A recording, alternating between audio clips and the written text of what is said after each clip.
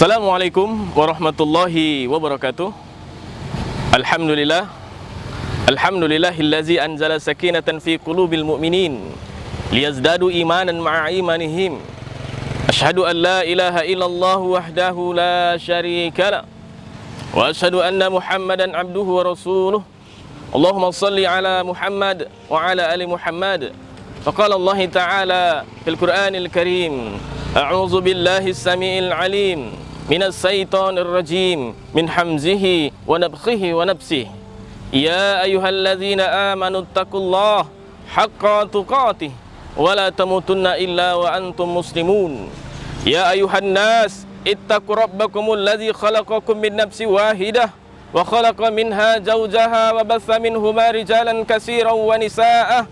Wattaqullaha allazi tasaaluna bihi wal arham innallaha kana 'alaikum raqiba. Ya ayyuhallazina amanu taqullaha wa qulu qawlan shadida yuslih lakum a'malakum wa yaghfir lakum dhunubakum wa may yuti'illaha wa rasulahu faqad faza fawzan 'azima. Wa qala Rasulullah sallallahu alaihi wasallam fil hadis, ittaqillaha haitsu ma kunta wa atbi'is sayyi'atan hasanatan tamhuha wa khaliqin nas bi khuluqin hasan. Ma'asyiral muslimin, pemirsa Siak TV dimanapun anda berada, alhamdulillah, syukur kita kepada Allah Subhanahu wa Ta'ala.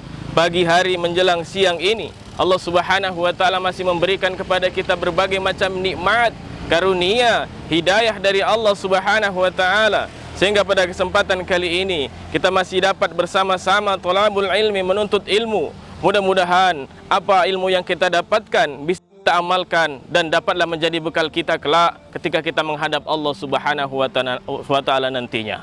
Salawat dan salam kepada Nabi kita Muhammad sallallahu alaihi wasallam dengan memperbanyak ucapan kalimat salawat. Allahumma salli ala Sayyidina Muhammad wa ala ali Sayyidina Muhammad. Semoga di yaumil mahsyar kelak kita mendapatkan syafaatnya. Amin, amin, ya rabbal alamin.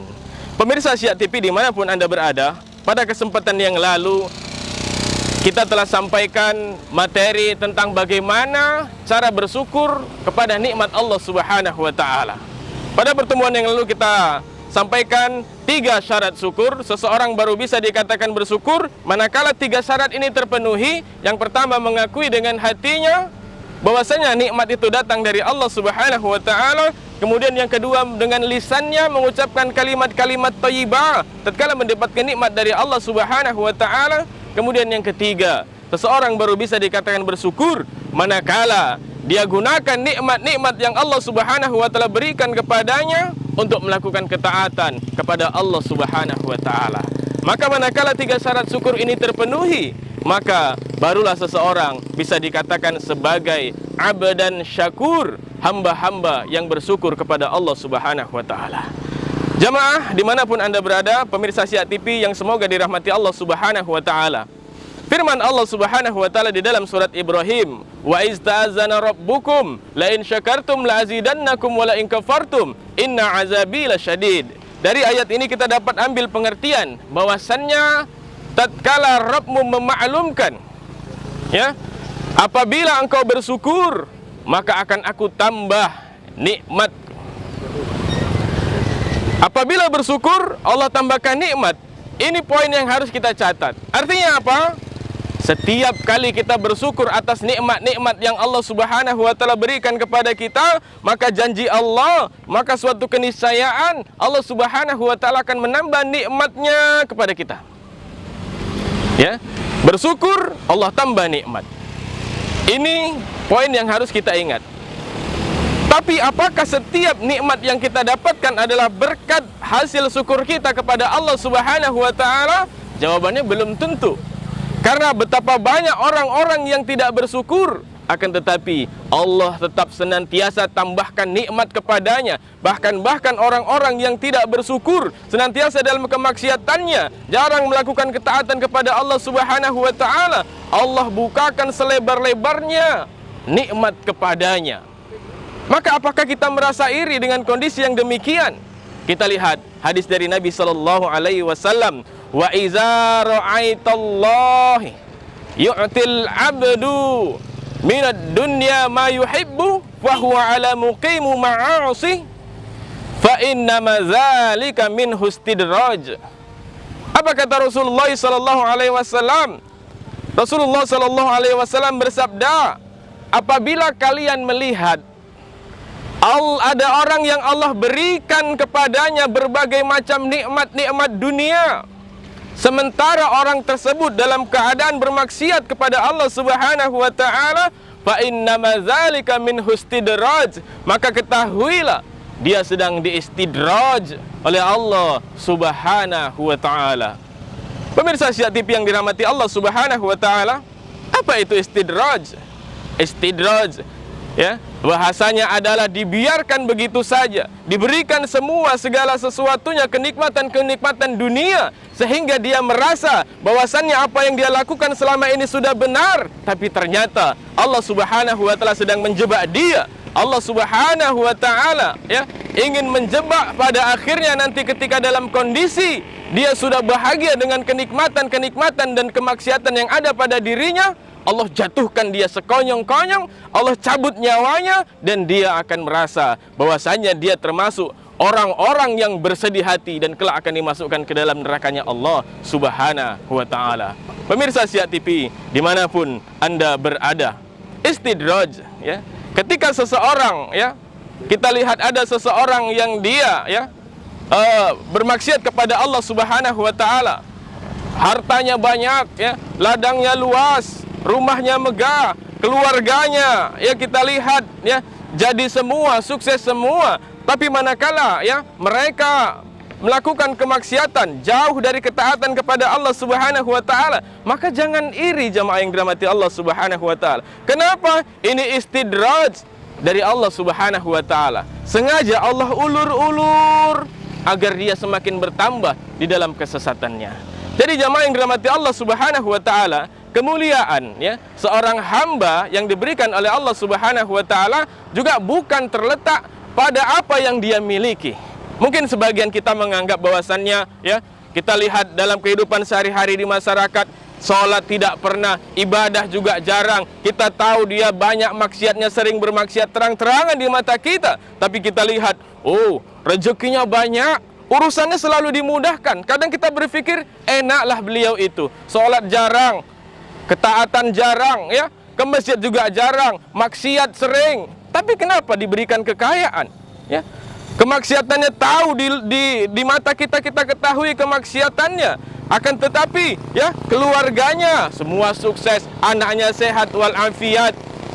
Maka jangan pernah merasa iri dengan kondisi yang demikian, karena ini adalah istidraj, dan ini bukan berarti dia dimuliakan oleh Allah Subhanahu wa taala. Allah Subhanahu wa taala berfirman di dalam surat Al-Fajr ayat 15 dan ayat yang ke-16.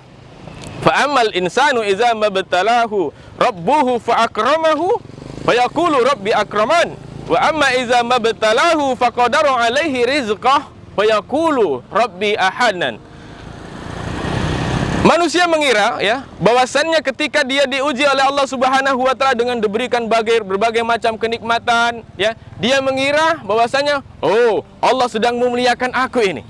Oh, Allah sedang cinta kepada aku ini. Begitu pula sebaliknya, manakala Allah berikan ujian berupa tersendatnya rezeki, diuji dengan berbagai macam persoalan, ya, kesusahan, sehingga manusia mengira, oh, berarti Allah sedang gak ridho. Oh, berarti Allah sedang gak senang sama aku.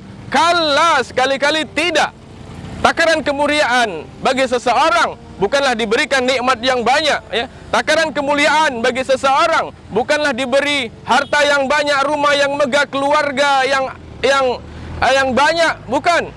Akan tetapi kita lihat di dalam firman Allah Subhanahu wa taala di dalam Al-Qur'an, Allah Subhanahu wa taala berfirman, "Inna akramakum indallahi atqakum." Sesungguhnya yang paling mulia di sisi Allah Subhanahu wa taala adalah orang-orang yang bertakwa di antara kalian. Jamaah pemirsa Syiah TV yang dirahmati Allah Subhanahu wa taala, dari sini kita bisa lihat, ya, ketika, ya, kita melihat ada orang-orang, ya, yang kita tahu ketaatannya jauh, ya, kita lihat kemaksiatannya banyak, ya, kemudian dia diberikan nikmat, berbagai macam nikmat dunia ada pada dirinya, maka jangan pernah iri, maka jangan pernah merasa kecil hati. Kenapa? Karena sejatinya dia sedang diistidraj oleh Allah Subhanahu wa ta'ala. Maka kita sebagai manusia, hendaknya diri kita ini mengintrospeksi diri kita. Karena setiap detiknya Allah berikan nikmat-nikmat kepada kita, maka kita harus introspeksi. Itu nikmat yang ada pada diri kita, nikmat itu kita dapatkan berkat ketaatan kita kepada Allah Subhanahu wa ta'ala, atau nikmat yang kita dapatkan itu adalah berkat kemaksiatan yang Allah Subhanahu wa ta'ala berikan kepada kita. Maka jamaah yang dirahmati Allah Subhanahu wa ta'ala, jangan tertipu dengan nikmat Allah Subhanahu wa ta'ala. Maksiat Allah berikan nikmat, taat juga Allah berikan nikmat. Terkadang kita tertipu dengan banyaknya nikmat yang ada pada diri kita. Kita menganggap, oh berarti Allah sedang memuliakan kita, berarti Allah sedang memuliakan kita karena banyaknya nikmat-nikmat yang dicurahkan oleh Allah Subhanahu wa ta'ala kepada kita. Atau mungkin barangkali kita merasa, oh kenapa hari ini rezeki susah, ekonomi sulit, berarti Allah sedang menghinakan. Tidak. Jamaah yang dirahmati Allah Subhanahu wa ta'ala, telah disampaikan tadi, takaran kemuliaan seorang hamba di hadapan Allah Subhanahu wa ta'ala bukan banyaknya nikmat, bukan banyaknya yang harta pada dirinya, akan tetapi ketakwaan kita di mata Allah Subhanahu wa ta'ala. Maka dari itu, jamaah pemirsa Syiah TV dimanapun Anda berada, mari sama-sama kita mengintrospeksi diri kita. Saya mengintrospeksi diri saya sendiri, kita semua mengintrospeksi diri kita semuanya. Nikmat Allah yang ada pada diri kita, kesuksesan yang ada pada diri kita hari ini, kesehatan yang ada pada diri kita hari ini, kelapangan rezeki yang ada pada kita hari ini, itu kita dapatkan berkat nikmat syukur kita kepada Allah atau berkat kemaksiatan kita kepada Allah Subhanahu wa ta'ala. Manakala ketika kita sudah bisa mengintrospeksi diri, oh ternyata ini adalah berkat syukur kepada Allah, maka tingkatkan rasa syukur kita kepada Allah Subhanahu wa ta'ala. Allah akan tambah nikmat-nikmatnya kepada kita. Namun apabila setelah kita mengintrospeksi diri kita, ternyata kesuksesan kita, apa yang ada pada diri kita hari ini kita dapatkan adalah berkat kemaksiatan kita, maka bertaubatlah kepada Allah Subhanahu wa ta'ala. Mohon ampunlah kepada Allah Subhanahu wa ta'ala. Banyak-banyak beristighfar, mohon ampun kepada Allah Subhanahu wa ta'ala. Mudah-mudahan Allah Subhanahu wa ta'ala memberikan kita rezeki yang barokah. Mudah-mudahan Allah Subhanahu wa ta'ala memberikan rezeki kepada kita yang baik dan thayyib.